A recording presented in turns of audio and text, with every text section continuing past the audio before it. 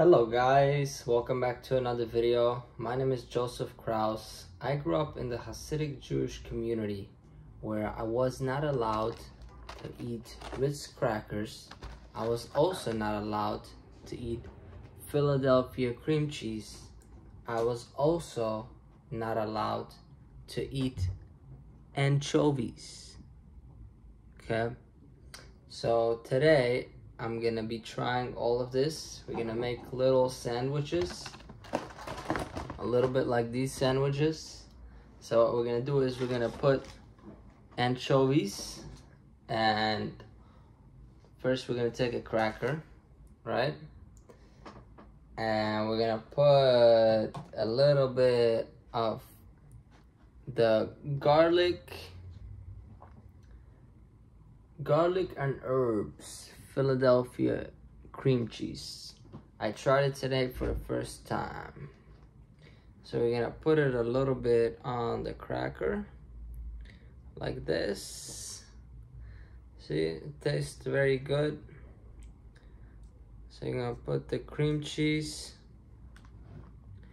and then we're gonna put anchovy on top. Now the interesting thing is, the last few days I've been making food videos, and I'm trying to show that I'm not Jewish by eating non-kosher food. The funny thing is, I realized that all these foods have an OU, so I guess OUs are much more common than I thought. I never really paid attention, and I did not buy these because it has an OU. It just happens to have an OU. I guess almost every food, even dirty, I don't know if I'm pronouncing it correctly, but milky food, also, this doesn't have an OU, but it has a K with a circle, so that must be some type of kosher. So yes, and this one has a big OU. Anchovies. And it's funny because growing up I never had anchovies. I never heard of them. Maybe I don't remember, but I'm assuming that in the Hasidic community it's not allowed, but somehow OU has it kosher. But regardless, in the non-Jewish world, the anchovies is a little bit more of a common food, just like, for example, asparagus. I've never heard of asparagus growing up, never ate it, but I think it's considered kosher, but we never had it. I'm not sure why, but that just goes to show there's many rules that is not from the Bible, but they enforce it anyways. So we're gonna put anchovies. So really, what I wanted to do is, I saw Elon Musk eat pizza with anchovies when he on the interview with Joe Rogan. So that's what I wanted to do. But maybe next time, let me know in the comments. So I want to show you first what the anchovies look like. So it's almost like herring. It's a piece of fish, right? I kind of meshed it up a little bit so I can get it out of the container. It looks just like herring. Could even be some type of herring. Who knows? I'm not an expert. I'm not a fish expert. But we put a huge piece of anchovy, which is a salty, very salty fish. I don't think people eat it plain, but I like it and I do whatever I want. I live in the free world, and going in.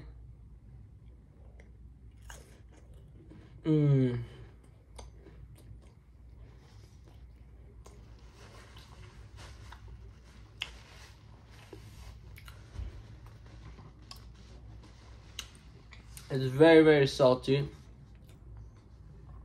I think this usually you put it in Caesar salad, little pieces. But this is what I like, and this is what I decided to eat today for the video.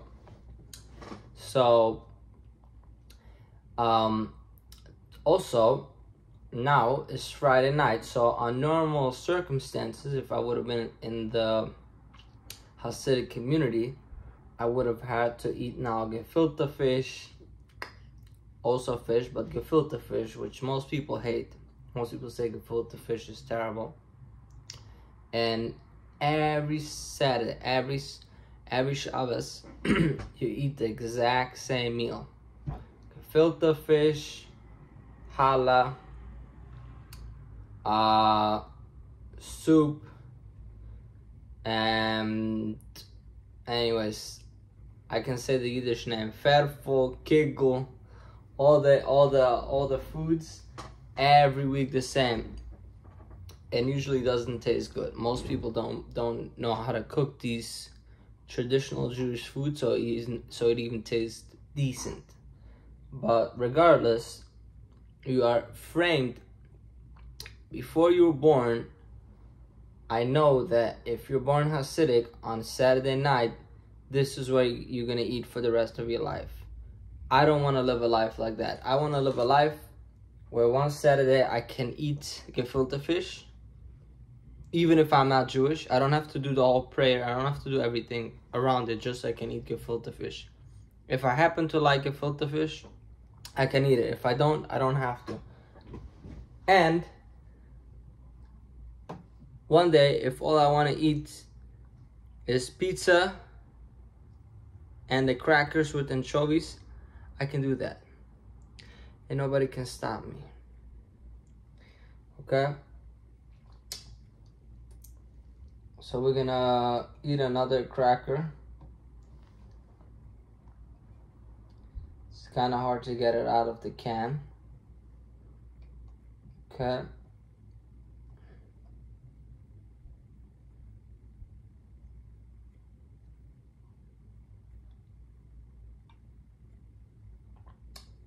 It's dripping oil. Lots of anchovies.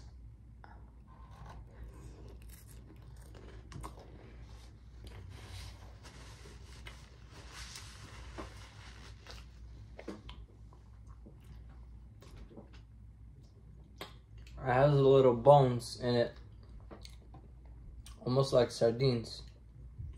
I don't know, I didn't do research before the video, but I'm assuming anchovy is the name of a fish, but it might just be a way that fish is made. So maybe this is sardines, who knows?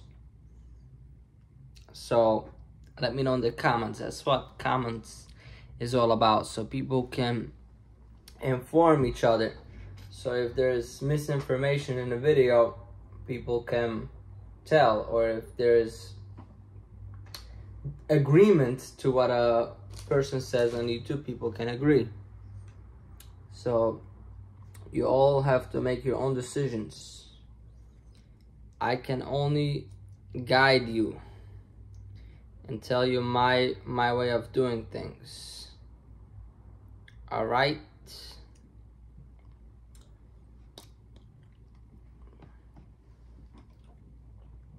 Let's try one more.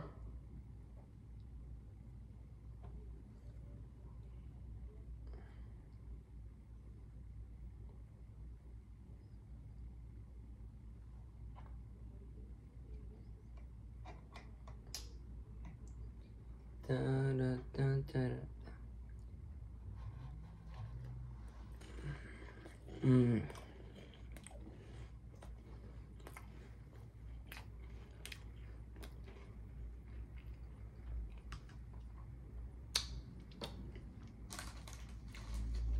It's very, very salty.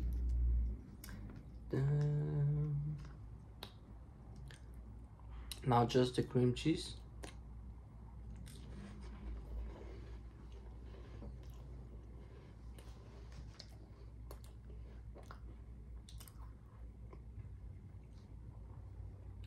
Garlic and herbs.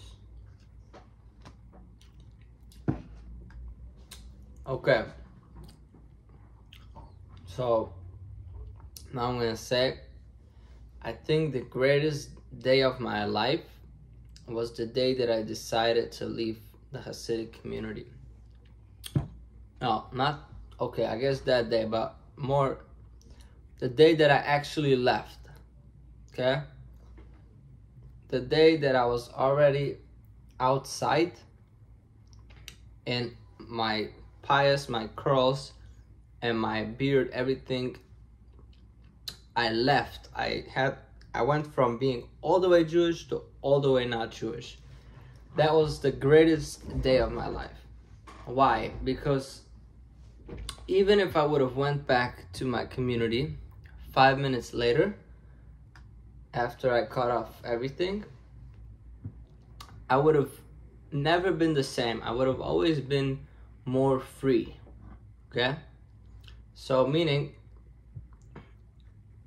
my pious wouldn't have grown back immediately, right? The people, my parents would have had to know, or other people would know. So automatically a lot of things would change. Let's say if I go back to yeshiva, I can't go back to the normal yeshiva anymore. I would have went back to more a chill yeshiva. I don't know, maybe Barry Weber or something, right? Or to Israel, who knows? Like, there would have been a new path created for me. It would have been really hard. I would have even got a lot of beatings for what I did, physically, emotionally, and everything.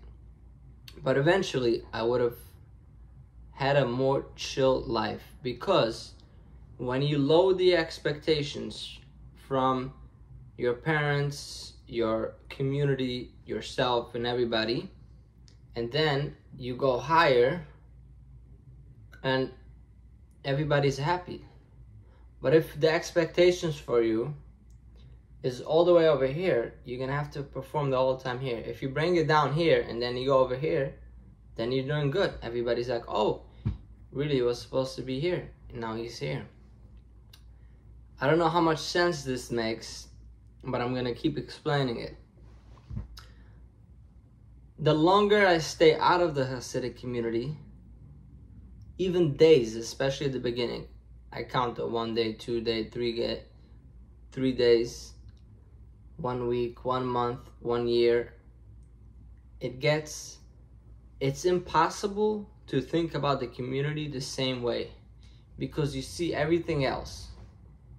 So now, if I ever see myself going back, which I won't, I can only see myself make peace with the people that I come from, with my family, with my community. Meaning I'm not gonna, not gonna fight with them, which I'm not really fighting now. Just more, let's say that I would talk to them. I don't even know how to describe it, that I would be in contact with them. Not on a daily basis. I don't like to talk. Maybe once a year type of contact. Right? Where I'm not completely cut off. That type, which I have no interest even in doing. I would only do it because I want to be considered normal. Not in my community, but in the real world. People who have parents and community and past life and they don't talk to it, it sounds a little suspicious. People don't understand why I don't talk to nobody from my past and why I'm not in contact. So if I can say, when somebody's asking, oh, what about your parents? I can say, oh yeah, I'm in contact with them, not much. I haven't been there for 5 years. Next, there's nothing to talk about. I don't need to explain for every schmo my whole story, whether he's Jewish or not. If I meet somebody, I want to talk about business, I want to talk about the weather, I want to talk about anything but my past life. If I bring up the story, then we can talk about it. I don't want to talk about it all day long, because everybody, I understand that people are, it's fascinating, it's an interesting story, but I guess some people could say, oh, it's private, whatever, but it's not really. There's nothing to be embarrassed or a privacy like a medical issue. It's more, this is all people talk about. It feels like this is my only identity outside of the Jewish community. Why? Because I have an accent, so people ask me, Oh, you have an accent. Where are you from? Say, oh, I'm from New York. No, you have an accent. You're not from New York. How come? Oh, I grew up Jewish. Oh, you mean Israel? No, I'm not from Israel. I'm from Hasidic Jewish. Anyway, so you need to explain the whole story, and then they have millions of questions. Oh, why do you guys do this? Or what? When do you guys do that? Why do you guys do this? All these questions, and I get it. It's interesting, right? People want to know. But then there's nothing to talk. If I go to a business networking event, and this is all I'm going to be talking about, I feel like I waste my time, and you get tired of it, right? So if anybody else out there is watching, and I'm assuming there's other things in life where other people from other categories, whether it's medical issues, divorce, I don't know, maybe where even I don't know, that I ask people certain type of questions and they don't like it. But nobody really knows that it's uncomfortable topics, you know? Not uncomfortable, but more, I just don't want to talk about it. As a person, I'm more than that. That doesn't define me. That's my past. Right? And we can briefly talk about it, and it doesn't have to be the first thing you ask me. Could be down the road after you know me for 2 weeks. You can say, oh, and then, you know what? I will probably bring it up. I like to bring it up all the time so I can explain why I'm the way I am. Why I'm so uneducated, and why I might come off a certain way when this is all I know. That's my culture, right? While I'm trying to adapt, I'm not stubborn about my culture and not trying to assimilate. No, I say that this might explain a lot about me, right? For example, until recently, I didn't know when someone gives you a compliment, you say thank you. You can even see with the interview that I had with Andrew Gold, he gave me like compliment, just normal flattery, whatever you call it, small talk. Oh, you're a handsome young man. What are you supposed to say when someone says that? You say thank you. I didn't know. In my community, they don't teach that. They don't teach to give people compliments, and they don't teach what to say when someone gives you a compliment. So when someone used to give me a compliment, even now maybe, I just look at them. I'm like, oh, nice shirt. Now I know you say thank you, right? And notice how I'm working on my accent, because when you say th, it's thank you. It's not thank you. Thank you. So I have to work on my accent. I have to work on everything, right? So there's a lot of yapping. Yappity. But we're gonna eat another cracker.